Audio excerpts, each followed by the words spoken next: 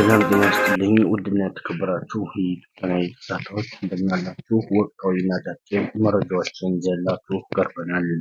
እስከ መረጃው ፍጻሜ ድረስ አብራችሁን በመቆየት የዩቲዩብ ቻናላችንን ሰብስክራይብ ካላደረጋችሁ ሰብስክራይብ እያደረጋችሁ ቤተሰብ መሆናችሁን አትርሱ። ቀጥታ ወደ መረጃው አለፍን። ታህሳስ 23 ቀን ጀምሮ የፕላስቲክ ምርቶችን መጠቀም እንደማይቻል ተገለጸ። ከዛሬ ሐሙስ በኋላ ስስ የፕላስቲክ ከረጢቶችን፣ ስስ ፌስታል መጠቀም፣ ማምረትና ወደ ሀገር ውስጥ ማስገባት ያስቀጣል ሲሉም አስታውቋል። የአካባቢ ጥበቃ ባለስልጣን ከጥር 23 2018 ጀምሮ ለአንድ ጊዜ አገልግሎት ብቻ የሚውሉ ስስ ፕላስቲክ ከረጢቶችን የሚጠቀሙ የሚያመርቱና ወደ ሀገር ውስጥ የሚያስገቡ አካላት መቀጣት ሊጀምር መሆኑንም አስታውቋል። ለአንድ ጊዜ አገልግሎት ብቻ የሚውሉ የፕላስቲክ ምርቶችን ማምረት፣ ወደ ሀገር ውስጥም ማስገባትና ይዞ መገኘት የሚከለክል አዋጅ ከሐምሌ 23 ቀን 2017 ዓ.ም ጀምሮ የጸደቀ ቢሆንም ባለስልጣኑ የ6 ወራት የሽግግር ጊዜ ሰጥቶ መቆየቱንም ገልጿል። የአካባቢ ጥበቃ ባለስልጣን አዋጁ እንደወጣም የወረቀትና ሌሎች አማራጭ ከረጢቶች ወደ ገበያ በመምጣታቸው የፕላስቲክ ስርጭት ቀንሶ የነበረ ሲሆን አሁን ላይ ግን በድጋሚ በገበያ ውስጥ እየታየ ይገኛል ሲሉም አስረድተዋል። በሽግግር ወቅቱም አዋጁ ሙሉ በሙሉ ለመተግበር የሚያስችሉ የዝግጅት ስራዎች ሲከናወኑ እንዲቆዩና ጉዳዩ ከሚመለከታቸው የፕላስቲክ አምራቾች፣ ተጠቃሚዎችና አማራጭ የወረቀት ከረጢት አምራቾች ጋር ውይይት መደረጉንም አስታውቋል። ወደ ሌላ መረጃ ስናልፍ ታዬ ደንደዓ በካቴና አልታሰርም በማለታቸው ምክንያት ፍርድ ቤት አለመቅረባቸው ተሰማም። የቀድሞው የሰላም ሚኒስትር ታዬ ደንደዓ የጨፌ ኦሮሚያ አባል ታዬ ደንደዓ የፌዴራል ከፍተኛ ፍርድ ቤት ልደታ ምድብ ችሎት ላይ በካቴና አልታሰርም በማለት አለመቅረባቸውን ተከትሎ ለነገ ታህሳስ 24 ቀን 2018 ቀጠሮ መስጠቱን ጠበቃቸው አበራ ንጉሴ ተናግሯል። የፌዴራል ከፍተኛ ፍርድ ቤት ልደታ ምድብ አንደኛ ጸረ ሽብርና ህገ መንግስታዊ ጉዳይ ወንጀል ችሎት በታዬ ደንደዓ ላይ የተመሰረተውን 3 አዳዲስ ክሶች የሚመለከት በቀረበው የክስ መቃወሚያና የዋስትና ክርክር ላይ ብይን ለመስጠት ለታህሳስ 22 ቀን መቀጠሩን ገልጿል። ይሁንና በችሎቱ ታዬ ደንደዓ ማረሚያ ቤቱ ስላላቀረባቸው ፍርድ ቤቱ ለነገ ታህሳስ 24 ቀን 2018 ቀጠሮ መስጠቱንም አስረድቷል። ማረሚያ ቤቱ ከተከሳሹ ያልቀረበው በካቴና አልታሰርም ስላሉ ነው የሚል ምክንያት መቅረቡና ይህንንም ለማረጋገጥ ወደ ማረሚያ ቤቱ እያቀኑ መሆኑንም ገልጿል። በሌላ ዜናም ከመስከረም እስከ ታህሳስ ባሉት 4 ወራት ውስጥ ብቻም 13601 ኢትዮጵያውያን በሳውዲ ድንበር በቁጥጥር ስር መዋላቸው ተሰማም። በሳምንቱ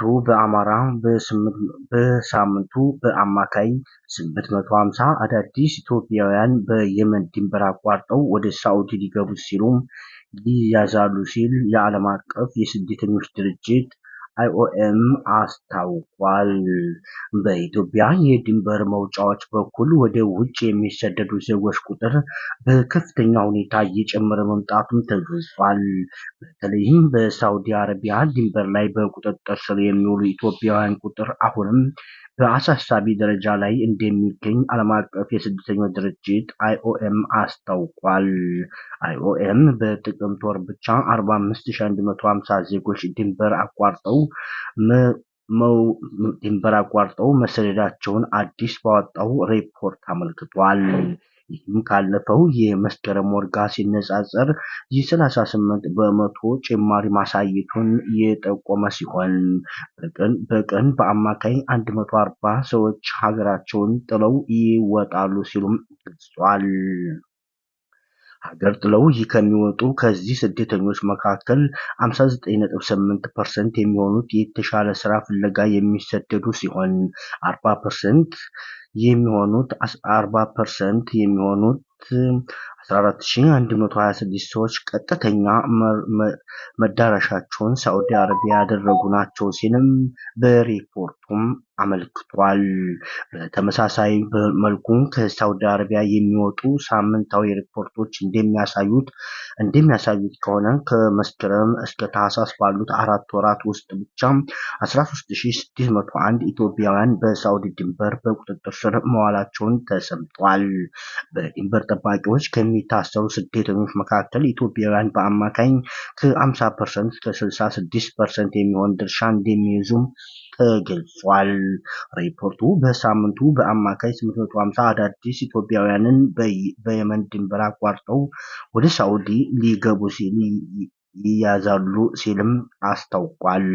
ስደተኞቹ በዋናነት በመተማ በገላፊ እና በደበሌ ድንበር በሮችን ይጠቀማሉ የተባለ ሲሆን ጅቡቲን አቋርጠው በየመን በኩል ወደ ሳዑዲ ለመግባት የሚያደርጉት ጉዞ ለህገወጥ አጋቾች፣ ለጦርነት እናም ለተለያዩ አሰቃቂ አደጋዎች እንደሚጋለጡም ተገልጿል።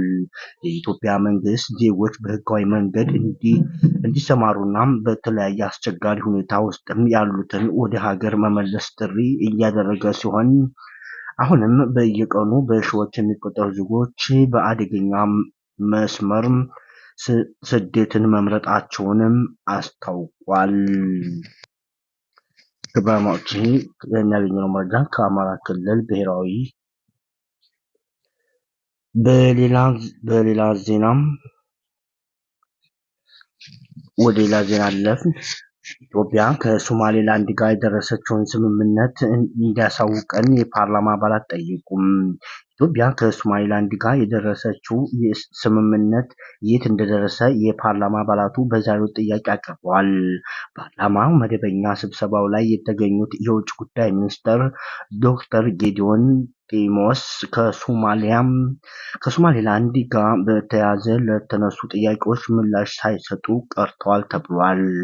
እስራኤል ለሶማሌላንድ ከሰጠችው የነፃ ሉዓላዊ ሀገርነት እውቅና በኋላም በትናንትናው ዕለት የመጀመሪያውን ስብሰባ ያደረገው የሕዝብ ተወካዮች ምክር ቤትም ኢትዮጵያ ከሶማሌላንድ ጋር የደረሰችውን የመግባቢያ ስምምነት የት እንደደረሰ የሚል ጥያቄ ማንሳቱን ቦርድና ከፓርላማ አባላት የደረሰው መረጃ ያመለክታል።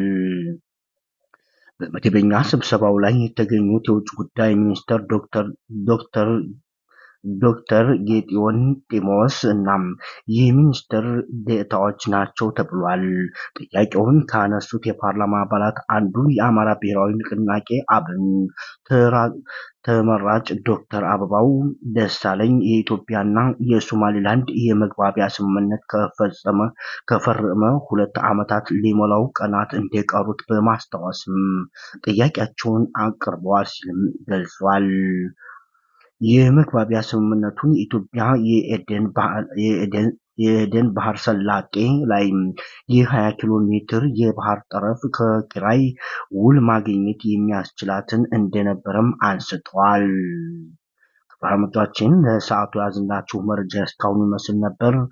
አብራችሁን ስለቆያችሁ ከልብ እያመሰግን የዩቲዩብ ቻናላችንን ሰብስክራይብ ማድረጋችሁን እንዳትረሱ ስንል በአክብሮት እንጠይቃለን። በአጫጭርና በተለያዩ መረጃዎች እስከምንገናኝ ሰላም።